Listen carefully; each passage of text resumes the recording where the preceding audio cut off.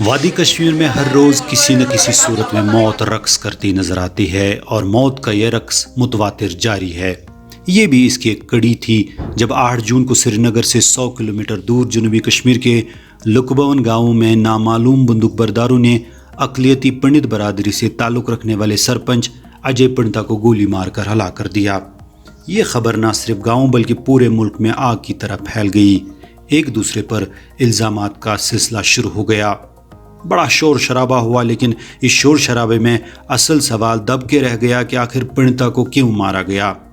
دفعہ 370 کی منسوخی کے بعد یہ اقلیتی برادری کے کسی ممبر پر پہلا حملہ تھا، اگرچہ اب تک 70 سرپنچوں نے اپنی جانیں گنوائی ہیں۔ ماضی میں ایسی ہلاکتوں کے پیچھے ڈر پیدا کرنا تھا تاکہ لوگ الیکشن میں حصہ نہ لے سکیں، لیکن حکومت کا ماننا ہے کہ پنڈت برادری کے سرپنچ کو مارنے کے پیچھے ایک واضح پیغام پہنچانا تھا۔ 1990 میں جب وادی میں مسلح تحریک شروع ہوئی تو پنڈت برادری نے جموں ہجرت کی اور لگ بھگ 2 لاکھ پنڈت بھاگ کر جموں اور ملک کے دوسرے حصوں میں جا بسے۔ اجے پنڈتا کا شمار ان گنے چنے لوگوں میں ہوتا ہے جو اپنے خاندان کو لے کر اپنے پشتنی گاؤں واپس آ گئے تھے۔ پنڈتا کی دردناک موت نے اس کے خاندان کے لوگوں کا حوصلہ اتنا پست کر دیا کہ وہ راتوں رات بھاگ کر جموں پہنچ گئے اور پنڈتا کی آخری رسومات بھی جموں میں ادا کی گئی۔ اس موت سے جہاں ایک خوشنما خواب چکنا چور ہو گیا، وہی یہ خواب دیکھنے والا شخص ہم سے ہمیشہ کے لیے بچھڑ گیا۔ مختلف سیاسی جماعتوں نے ایک دوسرے پر الزامات عائد کرنے شروع کر دیے۔ اپوزیشن کانگریس کے مطابق حکومت نے پنڈتا کی سیکیورٹی کے ساتھ کھلواڑ کیا۔ ذاتی طور تو ہم سب کو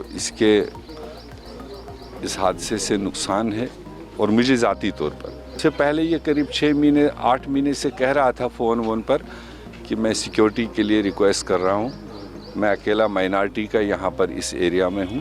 تو میں آئی جی کے پاس گیا، میں ایس ایس پی کے پاس گیا، اور پارٹی نے کئی بار اس چیز کی اپیل کی کہ جو خطرات میں لوگ ہیں، جو مائنارٹیز کے لوگ ہیں، ان کو سرکشا دینی چاہیے، چاہے کسی جنوبی کشمیر ہمیشہ سے ہی جنگجوؤں کا گڑھ رہا ہے، لیکن اس کے باوجود یہ پہلی مرتبہ ہے جب کسی پنڈت کو مارا گیا۔